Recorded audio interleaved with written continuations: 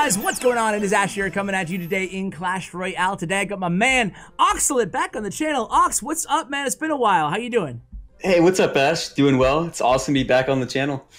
Awesome to have you. How's life? How's you just waiting for CRL, I assume? Are you kind of in a wait and see position right now? Yeah, it's been good. I've been still grinding, just kind of waiting, just hopeful to see what happens and excited. Awesome, man. Well, you're going to be a free agent, right? Or Yes. Yep. okay, cool. Well, obviously one of the best players in NA and certainly worldwide, so I'm sure you'll find a team, but we'll keep tabs on you and make sure we see where you end up landing. What do you think of the consolidation of the league in the West? Are you is that a good idea in your opinion or a bad idea? Yeah, I think it's overall it's probably a good idea. There's definitely less teams, which I guess some people could find a little frustrating. But I guess it's nice to keep it tight, so like all the players are familiar. Yeah, I agree. I think that the downside, just like you said, is that if you want to be, known in the competitive scene, you have endeavors of joining CRL as a player. It's going to be much tougher now. It's just the way it is with less teams. But from everybody else's vantage point, from the viewer like myself, I mean, the caliber of player in competition is going to be so high because of way less players in the pool. You assume, at least. But anyway, today we have you here to talk about this deck, which is very free-to-play friendly. Only one epic card, the Barbarian Barrel, and you can sub in the log if you want to, guys. But other than that, all rare and common cards, so easy to upgrade. And you're a huge fan of this deck on ladder and in challenges. We're going to do both in today's video. Tell us a little bit first about why you like the deck, man. Yeah, so this deck, first of all, it's free to play, like you said, and it's also relatively easy to play. The basic premise is to stack bar putts, and typically you don't even play your pigs till double elixir. Okay. But once you get the double elixir, everything starts to stack up, and it's just very hard to deal with. Okay, cool. And like, what about Royal Hogs? I'm very torn on Royal Hogs. Like, are they good, or are they niche, or are they average? Like, what are your thoughts just on maybe like aside from this deck, which you obviously they work well in double elixir, but just in general, what do you think about Royal Hogs? So with the Ram Rider popularity, I think Ram Rider overall is a better card, but I feel like in this specific deck, the Hogs or the Pigs just fit a little bit better because it's more spammy. It's more like baiting out spells and things like that. So I would say overall, cards like Ram Rider are a little bit more powerful, but I think the Pigs fit this deck better. That makes sense because you're baiting out spells because you essentially have the Flying Machine, the Musketeer, and the Bar Putt where they can use their big spells on, and then you have the Royal Hogs as well. So if people don't have the Royal Hogs, that's like I guess the newest of these cards. If they don't have their Royal Hogs leveled up, you'd sub in Ram Rider or Battle Ram there? Yeah, probably Battle Ram actually, but you could do a Ram Rider as well. Sounds good, man. Well, do you want to try to finish off this grand challenge? You're already at 11 wins here, so like I said, we're going to do a little bit of everything on today's video. Yeah, I'll hop in right now. All right, sounds good. All right, here we go. That was fast. Yeah. All right, Karar. Uh-oh, really good player. Give some Inferno Tower. We'll give him a little bit of Dancing P.E.K.K.A. Starting hand's a bit awkward, so I'm just gonna wait. Yeah. So what would be your starting plays with this deck? Bar Putt probably. Okay. Also, Barbarian Barrel is pretty solid. Other than that, I like to just wait. Okay. Barb Hut. So yeah, okay. So what is your hand? It's Musketeer, Fly Machine, Bats, and Pigs. Oh yeah, it is. Would you ever? How often, if ever? It doesn't sound like this deck is a split deck. So are you splitting pigs very often, or not that much? A little bit. It depends on the matchup, though. Okay. So I'm pretty sure it's Royal Giant. Yeah. Yep, it looks like it. And Royal Giant, you said off air before before I pressed record that you think that's probably the most challenging matchup for this deck. Yeah, for sure. Because of the Furnace, it's difficult to outcycle. Yeah. And you would think that might not be the case because of the Barbarian Hut, but you put it nice and low there to avoid the Royal Giant. And one pig can bypass that on the other side, but I'm still gonna hold off. Okay. Yeah, the Furnace is so menacing, especially given your Royal Hogs, and it does work against the Barbarian. It basically neutralizes the Bar Putt as well. Okay.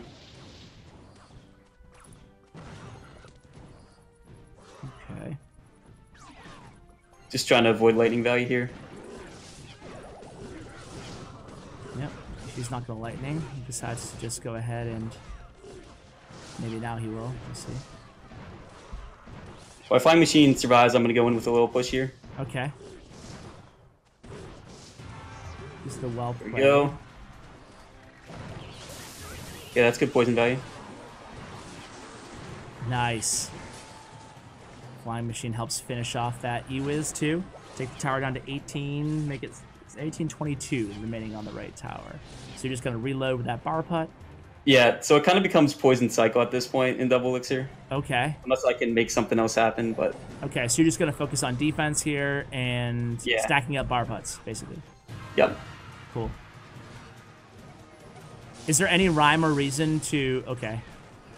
I was going to say to your cycle. Not Like- too much. It's like just dropping the- basically just trying to avoid value here. Got you. Nice defense. This is going to be a decent counter push, though. Yeah. I mean, But the again, one... Furnace. Yeah. Furnace does so well, obviously, against Royal Hogs, but, I mean, Lightning does well against you, too.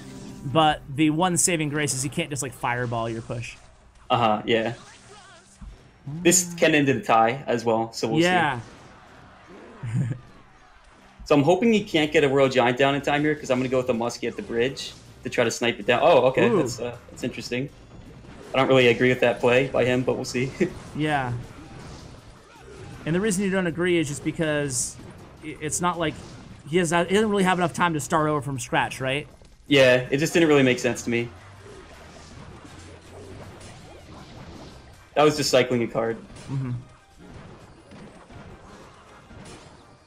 So at least you almost take down that, and hey, you're getting a little bit of damage here on the left, but again, just like on his end, doesn't really matter. Uh-huh. Do you think that Royal Giant is too strong? Or do you think I it's do. just... I honestly think it's probably the best deck in the game, in my opinion. So you think that Royal Giant should get a nerf, or is it a different card that you think is to blame? I think it's just a combination. I honestly think Baby Dragon is pretty strong as well. So I think it's a combination of that, Bar Barrel, and just Royal Giant as well. Mm-hmm. Just makes for a really strong combo. Yeah, and this looks like it might be a draw. You might be right. I Yeah, mean, most likely. You need about 1 million poisons, aka a lot. aka way too much to cycle at this point. Yeah. Okay, good. Locked up my Flying Machine. I should be able to get a few small hits. Ooh, But... catch him without that furnace. And you'll see I put my things at the bridge a lot of the time, because otherwise it just gives a ton of lightning value. Yeah, I noticed that. Really smart. Okay, that survived. That's actually Flying pretty good. Machine I like that. is doing some work for you here. Mm-hmm. A lot. Yeah. Look at that Flying Machine go. I should have put my bats down listener. I was expecting the Mega Minion. Doesn't have This enough is a to good play situation. Furnace. Doesn't have enough to play Furnace. I think this might be it, honestly. I like this. I like it too. That's it, man. There we go.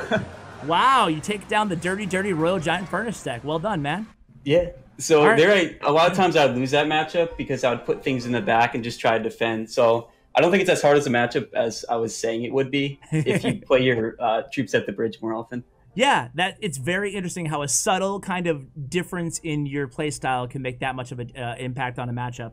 Do you find that with a lot of different... Feel free to search on a ladder match, too. You're pretty high on ladder.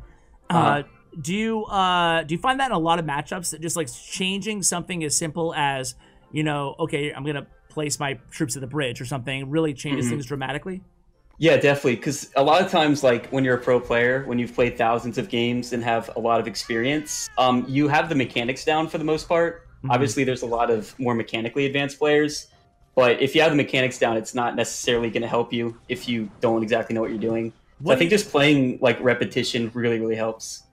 What do you consider your own? I don't even know if you have an answer to this. Feel free to pass. But what do you consider like your own strengths and weaknesses as a pro player?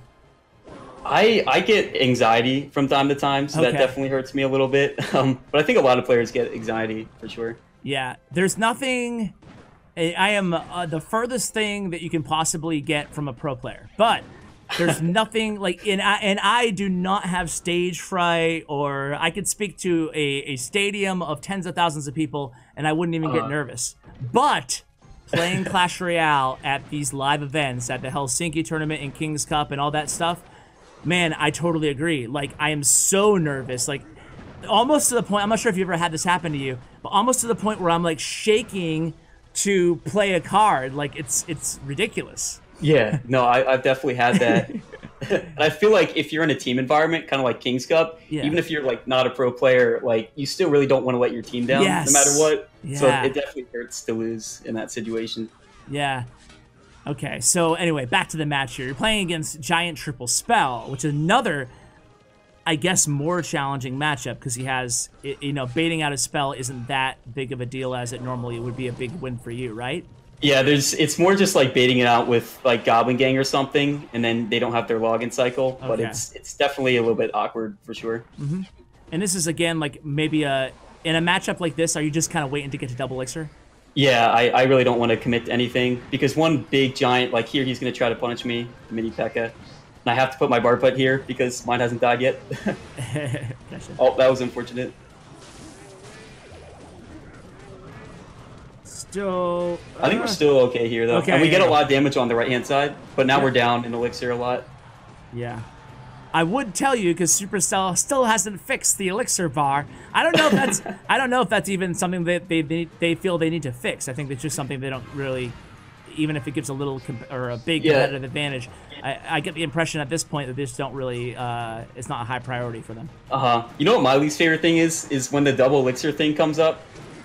Oh, it like and it distracts blocks you for just like a brief second. I can't stand that. Yeah. And I feel like it's a very simple thing to fix, so I would definitely like them to address that. Yeah.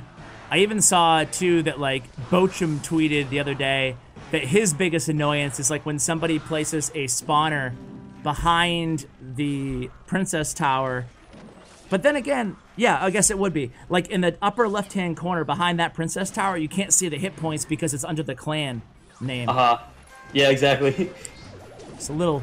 I don't know why we get so nitpicky all of a sudden, but here we go. It's going to be a gang here. So things are looking pretty good. You're able to defend pretty easily. Yeah, it's just taking it super ridiculously slow. Yeah. When you're playing against Mortar with a bar putt, do you place your bar putt in front of your, like, directly touching your king tower? I play it one tile above, because otherwise it doesn't always distract. Okay.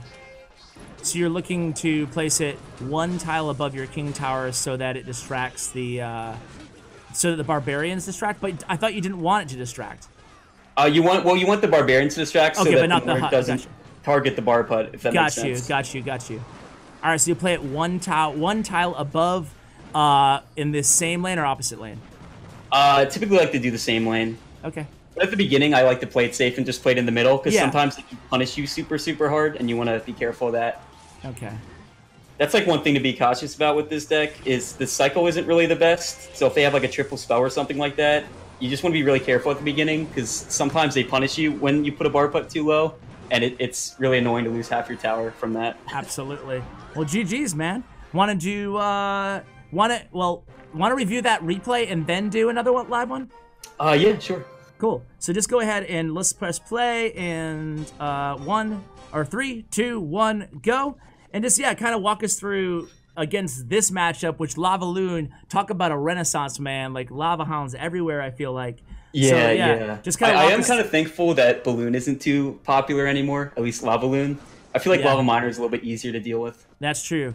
So just kind of walk us through your thought process and what you're doing here, and feel free to point out anything that you think my viewers could take away from that. Yeah, sure. So at the beginning, once again, just want to play it 5 tiles up from the king tower. It's just the safest place. In this matchup, though, it's actually better to play it a tile lower, and I typically like to put the bar putt in the opposite lane in this specific matchup, opposite lane of the tombstone. Okay. When they drop, I'm sure we'll see this, but when they drop a Lava Hound, what is going to be like your go-to in a perfect world? Like what's your cycle going to be after that? Yeah, so there's different variations of Lava Hound. As you can see in this one, he doesn't really have a hardcore ground punisher card like the Lumberjack. But typically you definitely want to play the bar putt the same lane at the beginning because you don't know if they have that Lumberjack or not. Okay. And if you go opposite lane and then you go pigs as well to apply pressure, you're not going to have any elixir to defend. So just going bar putt the same lane at the beginning, and then I typically like to put my Musketeer on the left-hand side, and just kind of go from there. This is interesting here, because look at your hand. Like, you have nothing to deal with this, really. So you're just trying to cycle. So I don't want to go with my bar putt, because that literally just gives him an insane amount of value and just kind of stalls the push a little bit. So I try to take it slow and then just poison everything out. And you'll see I don't take too much damage here. Wow, yeah. It's something that I need to get better at too. Is just the power of poison against Lava Hound is pretty crazy. And now, if there was a balloon, like say you were going against Lava Loon there, would you have pretty much handled the same that sequence the same way? Yeah, it's the same exact thing. So you want to put the bar put 4 tiles up so that's able to pull just the balloon, because you don't want to have to deal with the Lava Hound and the balloon on the barb tower or bar putt. And then you just typically would put a flying machine on the right hand side and then a musketeer to avoid fireball value. This would probably be like the best fireball or the best big spell bait deck in the game, given that 3 Musketeers is dead, huh? Yeah, for sure. And also, you notice I went opposite lane here because I just didn't want to give him value, even though I had more damage on the left side. I still plan on attacking on the left side, but it just gives him value if I were to put it on the left-hand side. Okay. Let's pause for a sec here, if you don't mind. Okay, yeah, sure. So we have a lot going on. You're still defending in the right. You use the Royal Hogs, but I noticed that you use them not right after you drop the Lava Hound, but you waited a minute first. Like you kind of set up your defense. Is that something that you normally do, or is it just because of the rotation? I didn't even notice that. It was due to my rotation, so I didn't want to awkwardly have to cycle my bats up into the baby dragon. So that was literally just applying a little bit of pressure just so that I don't give him more value. Okay, makes sense. Okay, let's resume. Go. Okay. And then poison again, just doing a ton of work on defense. Now, is it... I mean, this deck, you don't have a bunch of poison bait in this deck anyway. It's not like you're going to be using poison in other situations. But is it something that you're always making sure that you're saving poison for Lava Hound? So rarely do you want to poison offensively in this matchup unless it's double elixir, and that's only if you're up, because then you simply can't defend their push. Like, you basically need poison every single time. Okay. And you see here, he went with Fireball Zap, so that allowed me to just spam everything because he can't answer my Goblin game. There it is. And that's like, if my viewers take anything away from this deck, it should probably be that, right? That, you know, it is just like a 3 Musketeer deck. When their big spell and the small spell are out of cycle, that is licensed to attack. You just go in. Yeah. You just go in. Yeah. I mean, is it, at the risk of oversimplifying, and feel free to search, let's do one more live. At the risk of oversimplifying, that's like the deck in a nutshell, right? Like, their spells are out of hand, just unload. Basically, yeah. With this deck, it simplifies. Defend, wait for your opportunity, and then attack. Exactly, yeah. All right. Play super passive and then go in, which could be said about most Clash Royale decks, but yeah. That's true. Don't ruin my genius point, Oxalate. No, I know what you're saying. I'm just joking, man. All right, so he starts out with a Miner and an Ice Spirit, so it could be a Balloon deck. Who knows? I'm actually having really good starting hands. I'm happy I'm always starting with my Barbutt. Yeah, so you can play Mortar as well, so maybe we'll have an opportunity to see, or bait. Yeah, Mortar's a pretty easy matchup, in my opinion. Okay. That's good, because I hate Mortar. Yeah.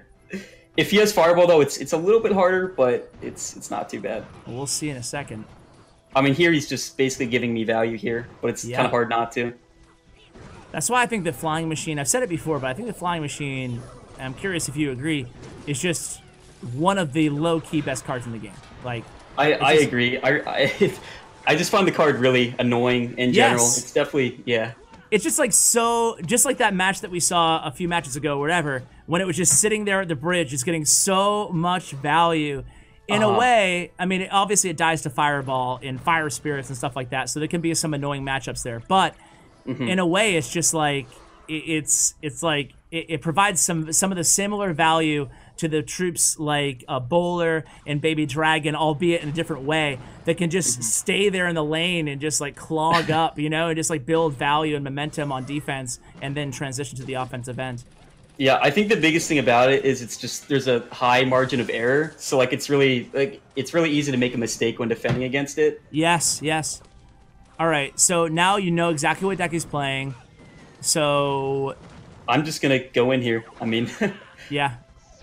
He still has a last card, but we'll see it now for sure. Or if it was Fireball, we would have seen it before, I should say. Yeah, and that's why this deck is so good against Mortar. It's like they lose Elixir basically every time they defend because the Poison gets everything. They have to deal with the Flying Machine. It's just a hard deck to deal with in general. Yeah, that's true.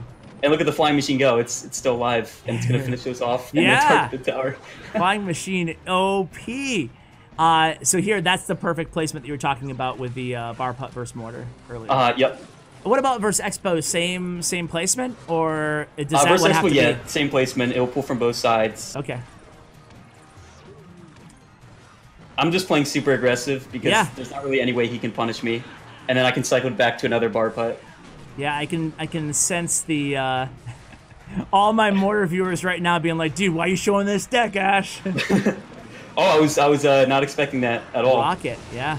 Unfortunate, but whatever, right? Yeah, I think we're chilling. Yeah. 2 seconds left here, but overall, I would say Rocket is worse for him. Yeah.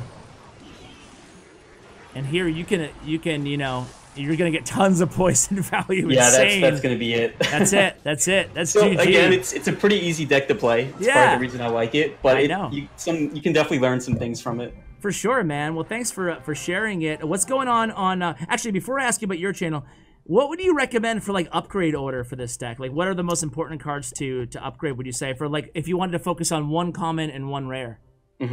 I think for the rare, definitely the bar putt, just because it's kind of your central defense for the deck. I feel like that's very important. As far as the common goes, I would probably just say Goblin Gang, or actually Musketeer, because fireball value, but that's a rare. But for the common, definitely Goblin Gang, because you don't want people zapping it out and one-shotting it. Okay, so Muskie over the bar putt then? It's kind of like a tie between the two, I would say. I'd go Muskie just because she fits into more decks, generally speaking, than bar putt. So that way you can still use her in other decks, but that's kind of irrelevant. Yeah, you know what I'm saying? But I just meant specifically for this deck, bar putt, simply because at least you have fireball value if the Musketeer gets one shot with the fireball, just like the fly machine. True, man. Well, hey, what's going on with your YouTube channel? I saw that you're back and active again. Yeah, so I've had some trouble being consistent, but I think this is finally going to be the time. So I uploaded a video last week. I have one that's going to be uploaded later today as well. So awesome. I do want to try to be consistent. And because this video is going out tomorrow, it will already be up there for you guys to check out right now. So this is the end of this video. Ox, thanks so much for coming on, man. I appreciate it. Yeah, thanks for having me. No problem. And then there's a perfect time to head on over to Oxalate's channel and check out that video. I'll put a link to the video for you guys and, of course, his player stats in profile. Thanks to statsroyale.com and his social media information, all in the show notes below, guys. Thank you so much for watching. A huge shout out to Bren Chong, my YouTube partner. Check out his information as well. Thank you. And as always, take care, guys.